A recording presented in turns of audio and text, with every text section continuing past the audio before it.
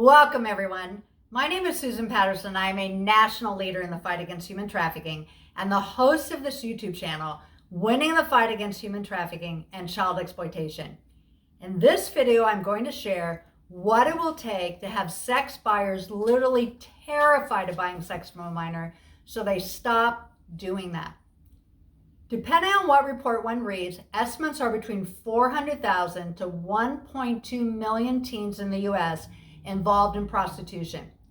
Since there is no way to truly count, let's just establish that there are an equal amount of buyers, so we are looking at hundreds of thousands of people who are buying sex from teens. Many teens are selling themselves on Instagram and the like. However, experts estimate that the majority of teens who are being bought are being sex trafficked. So how do we stop the sex trafficking of minors? 3 years ago, I was talking to a county sheriff, and he told me that when he took office, he started prosecuting sex buyers who bought sex from minors as statutory rape. Before that county sheriff took office, all the sex buyers of minors got was a ticket. If sex buyers thought that they would be thrown in jail for statutory rape if the prostituted person is under 18, we would see a major reduction in the sex buying of minors. Given that the way the statutory rape law is written in most states, unless the victim is 13 years or older and agrees that the sex was consensual, usually meaning that they were dating, and there is only 3 years age difference between the parties, unless all three things are present, it is always statutory rape for an adult to have sex with a minor. That is for unpaid sex. According to human trafficking federal laws, since a minor cannot give consent, there is no such thing as a child prostitute. So it is always statutory rape to buy sex from a minor because there is no consent. This is something we need the media to help us raise awareness about, because buyers assume that because they are paying for a service, consent is implied. It is not. At this point, you may be thinking, since statutory rape laws are in every state, why don't we just enforce this law or our federal human trafficking laws? Many counties are doing that, but in order to make this happen nationwide, first we need to understand why the sex buyers of teens just got a ticket. Imagine that you are a judge and who comes before you is an 18-year-old who decided that he didn't want to be a virgin anymore. Or a father of 4 who claims he did not know how old the prostituted person was. In addition, they claim that the prostituted teen came on to them and was totally into the act. In the mind of a judge, if the prostituted teen is 15, 16, or 17, they are thinking, do they really want to ruin the sex buyer's life forever by putting them in jail and having them register as a sex offender, when the buyer is using the defense of, I thought the teen was really 18 or older? Tough call, right? In order to powerfully communicate our message so that we can have an effective campaign that works to stop the buying of sex with a minor, we need to understand society's attitudes towards those who they consider to be a teen prostitute, and we need to understand the mindset of a sex buyer of minors. First, let's look at society's attitudes towards teens involved in prostitution. On the homepage for the website for Truckers Against Trafficking is a training video that tells the story of a trucker who, when a 15-year-old girl knocked on his truck to solicit him for sex, he called the police and told them that this didn't look right. These girls are too young. His call resulted in the rescue of 2 cousins, 14 and 15 years old, who had been kidnapped 7 months before by human traffickers. Keep in mind that hundreds or thousands of people have been at the stop the cousins were forced to service over the 7-month period and saw the girls going from truck to truck, and given the way they were dressed, they knew what they were doing. Yet no one called the police, because our perception of prostitution is not to see the girls and boys as victims. People assume that they are choosing to do what they are doing and that it is consensual sex because they don't understand sex trafficking. The Center for Missing and Exploited Children tell us almost 800,000 children go missing every year. How many do you think are kidnapped and forced into sex trafficking? There's no way to really know. It could be tens of thousands or more. Now let's look into the mindset of the sex buyers, of minors.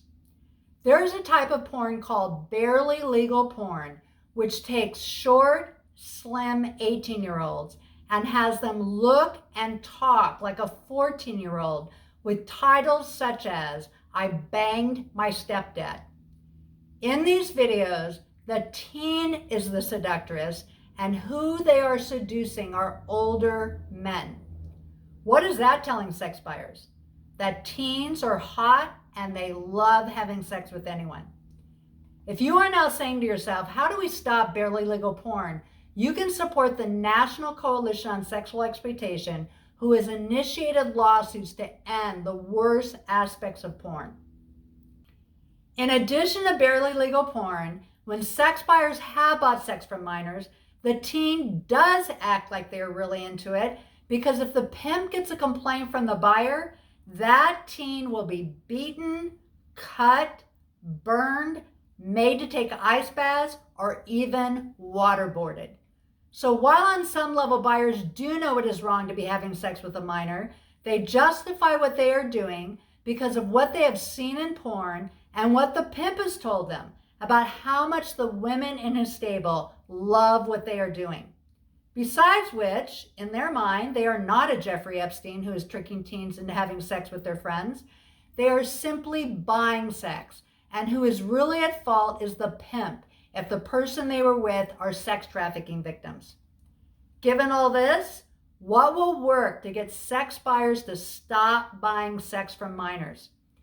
The bottom line is we need to establish for the public that the sex buying of minors is always human trafficking or statutory rape.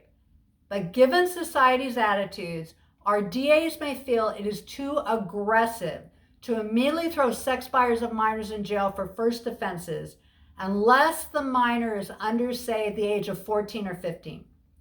Statutory rape is what is termed a wobbler law, meaning the judge can consider the defense of, "I didn't know her age." Fine. But we need to establish that one can only use that defense or any other defense the first time they get arrested. After that, they get a go directly to jail card with the maximum penalties. This is step one. Step two is what will make the biggest impact. What we know that stops sex buyers more than anything that has been tried is not the ticket or even jail time. It is only a misdemeanor to have sex with an adult prostitute, and sex buyers tend to lump all prostitute people into one pot, no matter what their age. What will stop them immediately is the threat of anyone finding out that they had sex with a child. Demand Abolition, with their Cease Network campaign, had billboards put up because billboards reach everyone. With regard to the wording of billboards, I'm about to suggest, if your agency decides to take this on, make sure you consult with an attorney for what you can and cannot say. Also, for the two examples that will follow, you need to partner with law enforcement because the billboards refer to the prosecution of laws, and only law enforcement can host those types of billboards. How about we reword this one from "buy sex, lose everything" to "lose everything" at the top, and then underneath, "buy sex with a minor and you will be prosecuted for statutory rape." You may think I'm being extreme here unless you have talked to a teen or tween who have been sex trafficked. One teen described her experience this way: "I can't describe to you the feeling of terror. No child should ever have to know that kind of fear.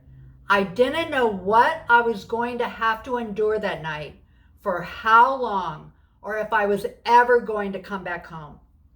These children have a higher level of PTSD then a soldier has been at war and only 1 to 2% will ever be rescued. We need to act. The sex traffickers are ridiculously bold. How about we be bolder and reword this billboard from "pick a prostitute, your photo goes here," to "buy sex with a minor and your photo goes here" as a child rapist. Human trafficking laws are too complex, so we need messaging that is simple and immediately understood. The idea of one's family, co-workers, friends, etc., thinking that one is a child rapist would terrorize even the most arrogant misogynist or sociopath. They would stop buying sex from minors immediately. For those of you who are watching this video and in the position of raising money, you could contact your state human trafficking task force and let them know that you could donate the money for the billboards, because most law enforcement agencies don't have a budget for this. So let's get to work and advocate for more aggressively going after buying of sex from minors and start getting billboards up and keep them up.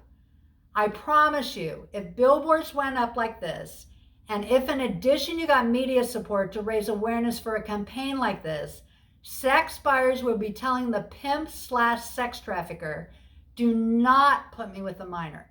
They would be checking IDs. They would be asking for 30-year-olds. I'm kind of kidding here and kind of not.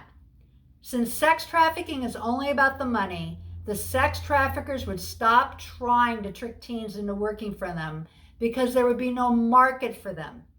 If we were successful with this campaign throughout the US, then the coyotes who are bringing in the unaccompanied minors and the Mexican cartel who has partnered with US gangs to bring in young Mexican girls to sell, all of this would stop because there would be no more buyers. For the unaccompanied minors, they will still come because their home countries are so dangerous, and they may still be exploited, but at least not for sex trafficking. For the teens who are selling themselves, they will be protected from a dangerous life, as half of all prostituted people are assaulted and or raped. Nonprofits who work with victims and survivors of human trafficking will tell you that half the adults they work with became trapped in prostitution when they were minors. So by addressing the sex buying of minors, which is where we will get the most sympathy from the community, we will also significantly reduce the adult population of prostituted people. If you want to know more about how the traffickers trick people, look for this 10-minute video at our site, Sex Trafficking 101. Today's video focuses mainly on teens. This video focuses on preventing pedophiles from exploiting children. For those of you who are not familiar with YouTube, simply click on this icon, which will take you to our channel, and make sure you are on the videos tab where you can see all the videos so you can learn more about how to do your part to end this cruel exploitation of people. Please help us raise awareness of what people can do to end human trafficking and child exploitation by subscribing to this channel and liking and sharing this video. Thank you for watching.